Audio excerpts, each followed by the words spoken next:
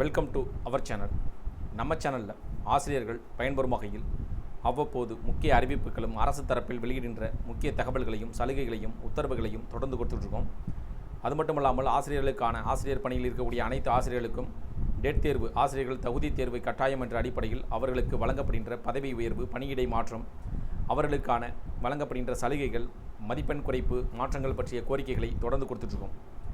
அதன் அடிப்படையில் இன்றைய தினம் TNDET தமிழ்நாடு ஆசிரியர்கள் தகுதி தேர்வு ஆசிரியர் பதவி உயர்வு சற்று முன் வெளியான 4 முக்கிய தகவல்.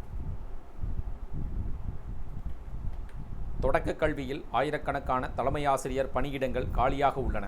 இவற்றை பதவி உயர்வு மூலம் நிரப்பிய பின் இடைநிலை ஆசிரியர்களுக்கு பணி நிரவல் கலந்தாய்வு நடத்த வேண்டுமென ஆசிரியர்கள் போர்க்கொடி தூக்கியுள்ளனர். ஆசிரியர்களுக்கான பொது மாறுதல் கலந்தாய்வு ஜூலை 2 துவங்குகிறது. முதல் நாளிலேயே இடைநிலை ஆசிரியர்களுக்கான பணி நிலவரல் நடக்கிறது. இதற்கு ஆசிரியர்களிடையே கடும் எதிர்ப்பு கிளம்பியுள்ளது. ஆயிரக்கணக்கான தலைமை ஆசிரியர் பணியிடங்கள் காலியாக உள்ள நிலையில் பணி நிரவல் செய்தால் ஆசிரியர்கள் பாதிக்கப்படுவர். எனவே முதலில் 4 ஆண்டுகளாக நடக்காமல் உள்ள தலைமை ஆசிரியர் பதவி உயர்வை அதிகாரிகள் நடத்த வேண்டுமென எதிர்ப்பு கிளம்பியுள்ளது.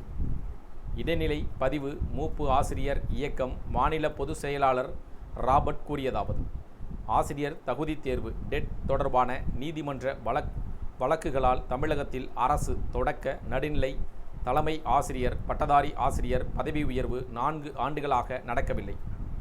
இதனால் ஒரு ஒன்றியத்திற்கு குறைந்தது 20 தலைமை ஆசிரியர்கள் என 412 ஒன்றியங்களிலும் 8000க்கும் மேற்பட்ட பணியிடங்கள் காலியாக உள்ளன. ஆனால் பணி நிரவல் கலந்தாய்வு என்ற பெயரில் அந்த ஒன்றியத்தில் உள்ள இடைநிலை ஆசிரியர்களை மாறுதல் செய்ய உள்ளனர். 8000 பேருக்கு தலைமை ஆசிரியர் பதவி உயர்வு அளித்தால் அந்த ஆசிரியர்களுக்கு சம்பந்தப்பட்ட ஒன்றியத்திற்குள் மாறுதல் பெற்றுக்கொள்ள வாய்ப்பு ஏற்படும். பணி நிரவல் தேவை இருக்காது. தலைமை ஆசிரியர் பதவி உயர்வுக்கு இதுவரை டெட் வழக்கை அதிகாரிகள் காரணம் காட்டினர். தற்போது 2028 ஆகஸ்டிற்குள் டெட் தேர்வில் தேர்ச்சி பெற வேண்டும் என உச்சநீதிமன்றம் உத்தரவிட்டுள்ளது. இதன்படி நீதிமன்றம் குறிப்பிட்ட நாளிற்குள் டெட் தேர்ச்சி பெற வேண்டும் என்ற நிபந்தனை அடிப்படையில் தொடக்க கல்வியில் தலைமை ஆசிரியர் பதவி உயர்வை நடத்த தமிழக அரசு முன்வர வேண்டும்.